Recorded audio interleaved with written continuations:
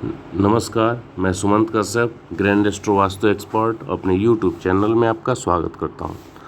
आज का ये वीडियो केपी एस्ट्रोलॉजी यानी कृष्णमूर्ति पद्धति ज्योतिष पे आधारित है और आज हम जिस टॉपिक पे चर्चा करेंगे वो टॉपिक है जेमस्टोन सिलेक्शन यानी कुंडली के अनुसार रत्नों का निर्धारण। किसी भी जातक के लिए जब हम रत्न का निर्धारण करते हैं तो कुंडली तो एक इम्पॉर्टेंट फैक्टर होता ही है कि कुंडली के अनुसार कौन से ग्रह उसके लिए फेवरेबल रिजल्ट दे रहे हैं, कौन से फेवरेबल नहीं है, साथ ही साथ जातक की डिमांड क्या है, पैसा या हेल्थ या मैरिड लाइफ या चाइल्ड बर्थ, यानी जातक के डिमांड के अकॉर्डिंग ही हमें जेमस्टोन का सिलेक्शन करना होता है। साथ ही साथ हमें ये भी देखना होता है कि जातक की प्रकृति कैसी है। यदि जातक फायर एलिमेंट वाला है, अग्नि तत्व वाला है, तो उसको वैसा ही रत्न देना पड़ेगा। यदि जातक वाटर एलिमेंट वाला है तो फिर वैसा रत्न का सिलेक्शन करना होगा, या जातक यदि एयर एलिमेंट वाला है तो आपको उस प्रकार के रत्न देने पड़ेंगे। कहने का तात्पर्य है कि जातक का एलिमेंट भी बड़ा मैटर करता है और तभी वो जो जेमस्टोन आप जातक को प्रिस्क्राइब करेंगे तो वो प्रैक्टिकल इम्पैक्ट देता है, यानी जातक के लिए सूटेबल होता है। अदरवाइज़ क्या होगा कि बहुत से लोग आप देखेंगे, आपने फील भी क्या होगा कि कुंडली के अनुसार किसी ज्योतिष ने 1, 2 या 5 ज्योतिष ने आपको बता दिया कि मूंगा आपकी कुंडली के अनुसार सूटेबल है, लेकिन जैसे ही आप मूंगा पहनते हैं तो या तो आपको गुस्सा आने लगता है या फिर काफ़ी ज़्यादा एग्रेसिव मूड में आप आ जाते हैं या कुछ बेचैनी हो जाती है, ऐसे चीज़ें हो जाती हैं। इसके पीछे 2 रीज़न हो सकते हैं। एक, या तो आपकी शरीर की एनर्जी और मूंगा वो कंपेटेबल नहीं है, या फिर दूसरा आपका वाटर एलिमेंट है जिसके कारण मूंगा यानी जो फायर का है वो आपके लिए सूटेबल नहीं हो पा रहा है। तो एक ज्योतिष के रूप में सभी पहलुओं का हमें ध्यान रखना होता है, वो सब मैं आपको इस कुंडली के आधार पे बताऊंगा। एक छोटी सी जानकारी ये है कि 5 जुलाई से हमारा basic plus advance KP astrology का बैच शुरू हो रहा है। इसमें शुरू से मतलब कि जो 9 ग्रह हैं, 12 राशियां हैं, 12 भाव हैं, वो सब स्टार्ट करके कुंडली का प्रेडिक्शन करना, जैसे मैं प्रेडिक्ट करके डालता हूँ इस प्रकार से आप प्रेडिक्शन करना, साथ ही साथ क्लाइंट को रेमेडीज़ बताना, वो सब आप सीखेंगे। कोर्स का ड्यूरेशन 32 से लेके 41 क्लास होगा और प्रत्येक क्लास कम से कम 1.5 घंटे की होती है, अदरवाइज़ 2 घंटे 5 मिनट 10 मिनट की होती है। क्लास की रिकॉर्डिंग आपको दी जाएगी। कोर्स की जो फ़ी है वो 1 टाइम 24,000 है और इंस्टॉलमेंट में यदि देना चाहें तो 14,000 का 2 इंस्टॉलमेंट है। आप केपी एस्ट्रोलॉजी के लिए या कुंडली के कंसल्टेशन के लिए, कुंडली कंसल्टेशन के मेरा चार्ज 3200 रुपये होता है, 3200, या फिर वास्तु कंसल्टेशन के लिए वास्तु कोर्स कर लिए, 45 देवता कोर्स है उसके लिए, या एस्ट्रो वास्तु कोर्स के लिए आप मेरे व्हाट्सअप नंबर 9955 पे कांटेक्ट कर सकते हैं। इस वीडियो के डिस्क्रिप्शन में आपको मेरे व्हाट्सएप ग्रुप का लिंक, फेसबुक ग्रुप का लिंक और मेरा व्हाट्सएप नंबर सब मिल जाएगा। आइए शुरू करते हैं। ये एक जातक की डिटेल्स हैं और इनका फूड का काम है। फूड का काम से मतलब है ये ऑस्ट्रेलिया में रहते हैं और ऑन डिमांड पार्टीज़ वगैरह के लिए या किसी फंक्शन के लिए ये अपने क्लाइंट के मेन्यू के अनुसार खाना बना के देते हैं, सप्लाई करते हैं। काम अच्छा है, अच्छा चल रहा है, लेकिन इनका ये था कि थोड़ी सी कुछ ऐसा लग रहा है कि कुछ ब्लॉकेज आ रही है, यानी जो इनको रिटर्न मिल रहा है वो चाहते हैं कि थोड़ा सा उसमें बढ़े, यानी वो आउटपुट बढ़े। एक तरह से कहें कि जितना ये मेहनत कर रहे हैं तो फाइनेंशियल गेन जो चाहिए वो बढ़ाना चाहते हैं। यानी यहाँ पे जेमस्टोन सिलेक्शन का इनका मोटिव है, काम से संतुष्ट हैं, बस थोड़ा सा फाइनेंशियल गेन बढ़े ये चाहते हैं। तो यानी पैसे के लिए हम कहें, और पैसे के साथ साथ हम ये भी समझें कि चूँकि इनका फूड से रिलेटेड बिजनेस है तो बिजनेस भी हम समझ सकते हैं कि यानी बिजनेस में ग्रोथ हो तो पैसा बढ़ेगा। तो एक तरह से बिजनेस और पैसे का कॉम्बिनेशन इनको चाहिए। तो आइए देखते हैं इनकी कुंडली को। डिटेल्स डालने के बाद आपको इस लग्न वाले सेक्शन में आ जाना है। यहाँ आने के बाद आपको इस केपी वाले सेक्शन में आना है। केपी वाले सेक्शन में आने के बाद हमें आप ये देख लीजिए दशा कौन सी चल रही है इस दशा वाले सेक्शन में। तो दशा जब देखेंगे तो 2012 में राहु ख़त्म हुआ है, उस समय गुरु चालू हुआ है जो 28 तक चलेगा। अंतर्दशा की बात करें तो शुक्र की अंतर्दशा मार्च में ख़त्म हो चुकी है और ये सूर्य की चल रही है 2023 के दिसंबर तक। ये कुंडली मेरे पास अप्रैल में आती है। ये वीडियो मैं बना रहा हूँ जून में, इनका फीडबैक आने के बाद से 10 जून को ये वीडियो मैं बना रहा हूँ। तो यानी गुरु की महादशा और सूर्य की अंतर्दशा में इन्होंने मुझसे कुंडली दिखाई। अब यहाँ से हम चले आते हैं केपी वाले सेक्शन में। तो सबसे पहले यहाँ इस नक्षत्र नाड़ी वाले सेक्शन में आके हमें गुरु के फैमिली को देखना होता है। तो ये गुरु की फैमिली है जो गुरु की महादशा चल रही है और ये सूर्य की अंतर्दशा चल रही है। तो जातक को जेमस्टोन चाहिए बिजनेस और पैसे के लिए। तो सबसे पहले सूर्य का हम सिलेक्शन देखें, यानी सूर्य क्या जेमस्टोन सूर्य का पहनना उचित रहेगा। तो धन के लिए जो नुकसान देने वाले नंबर है 8 9 फिर 8 फिर 5 9 12, ये तीनों सूर्य में मौजूद हैं। तो हम सूर्य का स्टोन लेने को नहीं प्रिस्क्राइब करेंगे। चंद्र में देखें तो चंद्र में भी 5 8 9 12 है, इसको भी छोड़ देंगे। मंगल में देखें तो मंगल में भी 5 8 9 12 है, तो इसको भी छोड़ देंगे। बुध में देखें तो बुध में भी 5 और 9 है, साथ में 8 और 12 है, तो बुध को भी छोड़ देंगे। उसके बाद शनि में आए तो शनि में भी देखिए 5 8 9 12 शनि में भी मौजूद है, तो शनि को भी छोड़ देंगे। बुध भी छोड़ दिया हमने, सूर्य छोड़ दिया, चंद्र छोड़ दिया, मंगल भी छोड़ दिया। फिर राहु देखिए, राहु में भी 5 8 9 12 है। केतु में आएंगे तो केतु में भी 5 8 9 12 है, यानी 7 ग्रह निकल गए। अब जो बेसिकली धन का भाव होता है 2 6 7 10 11, जब इस आधार पे आप देखेंगे तो आप शुक्र को सबसे पहले शुक्र में देखिए 6 11 6 11 आ रहा है, तो ये आपके दिमाग में हिंट करेगा। या फिर गुरु में देखेंगे तो सब लेवल पे शुक्र आ रहा है 6 और 11, यही दो आ रहा है। लेकिन ये शुक्र का रत्न सबसे ज़्यादा इनके लिए नुकसानदायक है और ये ट्राई भी कर चुके हैं और इनको निगेटिव रिजल्ट मिला था ओपेल स्टोन और हीरे की अंगूठी पहनने के बाद। क्यों? क्योंकि 6 11 के तो रिजल्ट दे रहा है। लेकिन रुकिए, शुक्र जो है वो अपने ही नक्षत्र में है, साथ ही साथ शुक्र के नक्षत्र में कोई दूसरा ग्रह नहीं है, तो इसलिए शुक्र जो है वो अनटेनेंटेड प्लैनेट हो गया, यूटी अनटेनेंटेड प्लैनेट।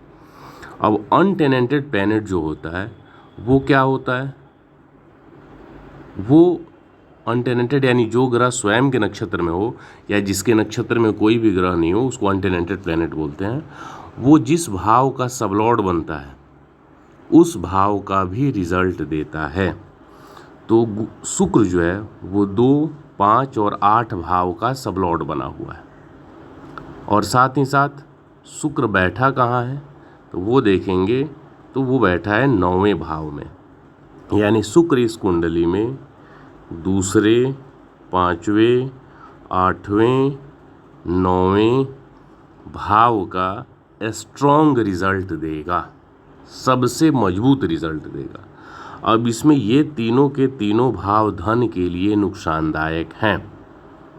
अब ये चीज़ें यहाँ से आप यदि देख रहे होंगे इस नक्षत्र नाड़ी से तो ये यहाँ से क्लियर नहीं हो पाएगा, तो इसलिए शुक्र का स्टोन भी निकल जाता है। अब बात करते हैं गुरु का। गुरु स्वयं के नक्षत्र में है और साथ ही गुरु के नक्षत्र में दूसरा कोई ग्रह नहीं है, यानी इन सभी ग्रहों पे आप नज़र डालें तो गुरु किसी भी दूसरे ग्रह का नक्षत्र स्वामी नहीं बना हुआ, तो गुरु भी अनटेनेंटेड प्लैनेट हो गया। और गुरु किसका किसका सबलॉर्ड बना हुआ है, यहाँ पे आके देखें इस भाव संधि चार्ट में गुरु पहले भाव का साथ ही साथ 10वें भाव का सबलॉर्ड बना हुआ है, 1 और 10 का। तो गुरु के द्वारा किसका किसका रिजल्ट मिलेगा, गुरु रिजल्ट देगा 1 4 7 और 10 का। बिजनेस वाला भाव 7वां मौजूद है, धन वाला भाव धन त्रिकोण का 2 6 10 होता है उसका 10वां मौजूद है, ठीक है। इसके साथ साथ 7वें भाव के लिए यानी जब आप बिजनेस मैटर देख रहे हैं तो चौथा भाव ब्रांडिंग का होता है और जब धन वाला आप मैटर देख रहे हैं तो उसके लिए यानी धन के लिए जो सेकंड हाउस धन का प्राइमरी भाव होता है, या जो छठा भाव धन के लिए जो सर्विसेज आप देते हैं, जो मेहनत करके आप धन कमाते हैं, तो वो छठा भाव होता है। तो दूसरे और छठे दोनों भाव के लिए चौथा भाव सपोर्टिव होता है, यानी डायरेक्टली 2, 6, 10 में से धन वाला एक दसम भाव है और इनका सपोर्टिव भाव चौथा है। तो कहने का मतलब है गुरु धन के लिए 4 और 10 भाव को दे रहा है, साथ ही साथ गुरु बिजनेस के लिए सप्तम भाव को दे रहा है। यानी ये एक्सीलेंट कॉम्बिनेशन है, आप इस रत्न को सजेस्ट कर सकते हैं। लेकिन यहाँ पे रुकना होगा, क्यों? यदि लग्न का सबलॉर्ड जो ग्रह होता है वो ग्रह 1, 4, 10 का रिजल्ट दे तो जातक को वीक इम्यूनिटी होती है। वीक इम्यूनिटी यानी जो शरीर की रोग प्रतिरोधक क्षमता होती है वो कमज़ोर होती है, ठीक है। लेकिन हेल्थ वाले मैटर के लिए गुरु का सबलॉर्ड जो शुक्र है वो नवम का जो हेल्थ के लिए अच्छा भाव होता है उसके रिजल्ट दे रहा है, और पांचवें का भी सबलॉर्ड बना हुआ है, यानी हेल्थ वाले मैटर के लिए 5 और 9 अच्छे होते हैं। तो अब मैंने इनसे पूछा कि क्या आपको हेल्थ रिलेटेड कोई इश्यूज़ हैं प्रेजेंट में? इन्होंने कहा अभी नहीं है, 3 साल पहले ब्लड प्रेशर की इशू हुई थी, ब्लड प्रेशर हाई हो जाता था, लेकिन अभी सही है। ऑस्ट्रेलिया में वैसे भी आपको पता है कि मेडिकल ट्रीटमेंट की वहाँ पे कंडीशन अच्छी हैं, तो वो इन्होंने प्रिकॉशंस लिए, ट्रीटमेंट लिया, यानी अभी हेल्थ रिलेटेड कोई भी इशू नहीं है। तो हेल्थ रिलेटेड इश्यूज़ यदि होता, यानी बार बार बीमार होने वाला, चूँकि वीक इम्यूनिटी है, तो फिर इस स्थिति में हमें गुरु के स्टोन के लिए सोचना पड़ता। लेकिन इनको अभी प्रेजेंट में कोई हेल्थ रिलेटेड इश्यूज़ नहीं है, फिटनेस फ्रीक हैं, गुरु की दशा में वजन भी नेचुरली बढ़ता है, लेकिन ये भी इन्होंने मेंटेन किया हुआ है, कोई भी ऐसा हेल्थ रिलेटेड इश्यूज़ इनको नहीं है, यानी ये पूरी तरह से हेल्थ वाले मैटर के लिए आश्वस्त है। तो अब मैंने कहा चलो ठीक है, फिर हमने 6th कस्पल सबलॉर्ड को भी एक बार हेल्थ के लिए देखना चाहिए। अब 6th कस्पल सबलॉर्ड जो इनकी कुंडली में वो है राहु। राहु को जब आप देखेंगे तो राहु छठा कस्पल सबलॉर्ड और अनटेनेंटेड प्लैनेट बना हुआ है। तो अनटेनेंटेड हो के राहु में 5 और 9 ये हेल्थ के लिए अच्छे भाव है, 6, 8, 12 निगेटिव भाव है। और राहु क्या होता है, कई बार मिस्टीरियस डिजीज़ देता है, यानी वो बीमारी जल्दी पकड़ में नहीं आती। लेकिन चूंकि ये कहाँ है, राहु के जो रिज़ल्ट हैं वो ट्रांसफॉर्म हो जाते हैं जब आप बर्थ प्लेस से दूर हैं। ये तो फॉरेन में ही रहते हैं, राहु विदेश का कारक भी है, तो वहाँ पे भी ये चले गए, तो ऐसे ही बेसिकली 8, 9, 12 का रिज़ल्ट ट्रांसफॉर्म हो जाता है। और ऐसे भी आप फील करेंगे जहाँ पे मेडिकल ट्रीटमेंट अच्छा है, जैसे कोई आदमी कनाडा है, यूरोप है, अमेरिका है, ऑस्ट्रेलिया है, तो उस जगह पे प्रॉब्लम फील कम हुआ, क्योंकि वहाँ पे मेडिकल फैसिलिटी ऑलमोस्ट फ्री होती है। वहाँ के जो भी परमानेंट सिटीजनशिप जिनको मिल चुकी होती है, या ग्रीन कार्ड मिल गया है, PR मिल गया है, तो जहाँ पे मेडिकल कंडीशन अच्छी हैं, तो ये ग्रह की जो दोष हैं, खासकर हेल्थ वाले मैटर के लिए बलारिष्ट योग या बाकी जो भी योग हैं, तो वो कई बार उनके इफ़ेक्ट बदल जाते हैं, क्योंकि वहाँ पे वो ट्रीटमेंट मौजूद है। कुछ भी प्रॉब्लम हुआ आप डॉक्टर के पास चले गए, आपको इलाज के खर्चों के लिए नहीं सोचना, वो सब आपको फ्री में मिल रही है। तो जब फ्री मिल रही है तो कोई ऐसा मैटर नहीं होता। इसलिए ज्योतिष में समय काल परिस्थिति को काफ़ी महत्व दिया गया है, यानी सेम पर्सन जिसको हेल्थ रिलेटेड फैक्टर है और वो बिहार में मौजूद है, वो उत्तर प्रदेश में मौजूद है, किसी भी जो पिछड़ा राज्य है, झारखंड है, यानी जहाँ पे लोगों की पर कैपिटा इनकम कम है, तो फिर उड़ीसा है, ऐसे जो भी राज्य, यहाँ पे पार्टिकुलर राज्य की बात नहीं हो रही है, यहाँ पे हेल्थ रिलेटेड मैटर की मैं बात कर रहा हूँ। कहीं भी किसी भी स्टेट में लोग गरीब हो सकते हैं, तो खासकर हम उनकी मैटर कर रहे हैं, बात कर रहे हैं जो गरीब हैं। तो क्या होगा, छोटा सा हेल्थ रिलेटेड प्रॉब्लम भी उनको ज़्यादा परेशानी दे सकता है। इसके ठीक उलट आप फॉरेन कंट्रीज़ में हैं जहाँ पे फ्री हेल्थ की सुविधा आपको मौजूद है, तो ये योग आपको उतने प्रॉब्लमेटिक नहीं होंगे। तो इस कारण भी हमें समय काल परिस्थिति का ध्यान रखना होता है।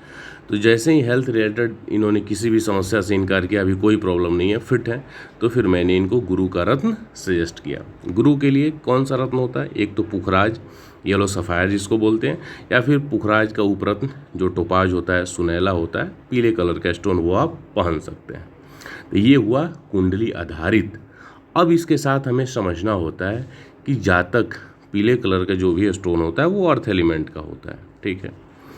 और ये अर्थ एलिमेंट और इसका जो माइंडसेट होता है वो होता है सतह का।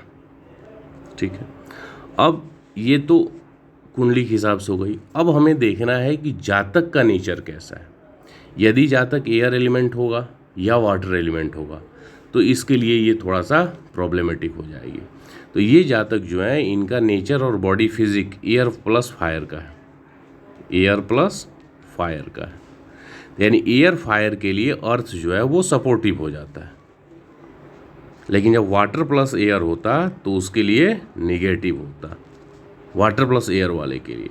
लेकिन इनका नेचर क्या है, एयर प्लस फायर का। ये नेचर कैसे पता चलता है, ये बेसिकली बातचीत के दौरान ही चीज़ें पता चलती हैं। जब क्लाइंट से आप 5 मिनट 10 मिनट बात करते हैं तो बातचीत के पैटर्न से पता चल जाता है। बाकी बेसिकली आप मेरा कोर्स ज्वाइन करेंगे तो वहाँ ये सारी चीज़ों को मैं डिस्कस करता हूँ। तो ये इस आधार पे मैंने इनको गुरु का रत्न बताया, और वहीं 2 महीना पहनने के बाद इनका जब फीडबैक आया कि हाँ इनको काफ़ी अच्छा फील हो रहा है, तो मैंने सोचा कि वीडियो बना के आपके सामने रखूँ। उम्मीद है आपको पसंद आया होगा। मिलते हैं फिर दूसरे वीडियोज़ के साथ। धन्यवाद।